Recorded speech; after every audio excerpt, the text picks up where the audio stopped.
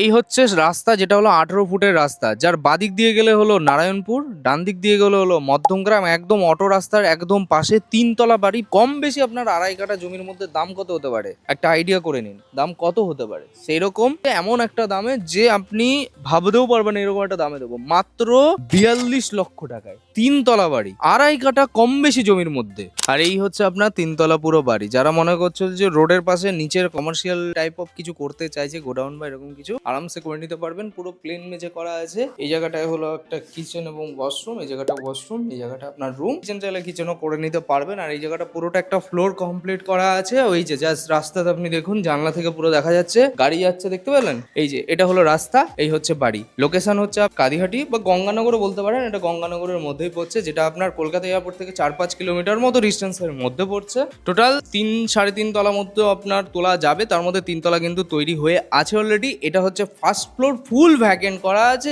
এবং এটা কিন্তু পুরোটাই 10 ইঞ্চির ওয়াল দিয়ে পুরো কমপ্লিট, দেখতেই পাচ্ছেন। মানে চারিপাশে কিন্তু 10 ইঞ্চির ওয়াল, মানে ম্যাটেরিয়াল খুব ভালোভাবে কিন্তু কমপ্লিট কাজ করা আছে। এই হলো রাস্তা, দেখতে পাচ্ছেন 18 ফুটের পিচ রাস্তা।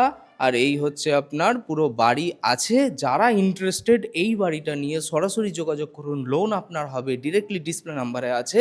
এবং এটা কিন্তু কলকাতা এয়ারপোর্টের একদম কাছে, 4-5 কিলোমিটারের মধ্যে। নারায়ণপুরও কাছে আছে 2-3 কিলোমিটারের মধ্যে। এখান থেকে আপনার রাজারহাট, CC2 সব কিছু খুব একটা বেশি দূরে নয়, জাস্ট আপনার বাইক বা গাড়ির দূরত্বের মধ্যে পড়ছে। ডিরেক্টলি ডিসপ্লে নাম্বারে ফোন করুন। ভিডিওটি ভালো লেগে থাকলে লাইক করুন।